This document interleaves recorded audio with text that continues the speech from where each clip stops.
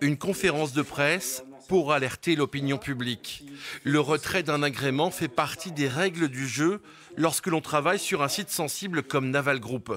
Mais depuis l'entrée en vigueur de la loi antiterroriste de novembre 2017, Sud Industrie constate que ces retraits s'accélèrent.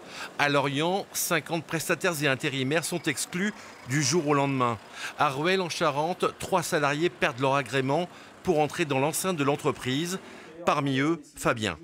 Moi, on m'a rien expliqué du tout. J'ai mon chef de site qui m'a convoqué dans son bureau donc le 25 janvier et m'a demandé de préparer mes affaires et que j'avais plus accès au site. Donc je devais sortir, je ne pourrais plus rentrer sur mon lieu de travail.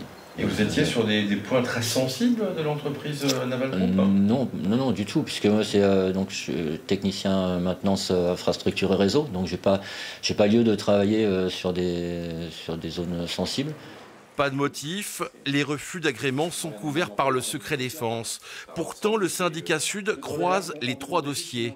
En étudiant le récent passé des salariés, il se rend compte que les exclus auraient commis des délits d'excès de vitesse, suffisant pour les disqualifier selon le syndicat et créer un climat anxiogène au sein de Naval Group.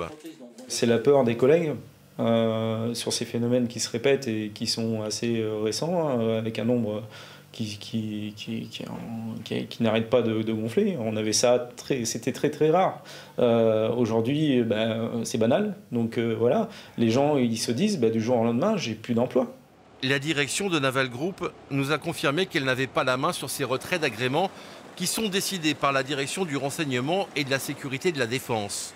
Pour les salariés licenciés, des procédures devant le tribunal administratif sont actuellement en cours pour contester ces retraits.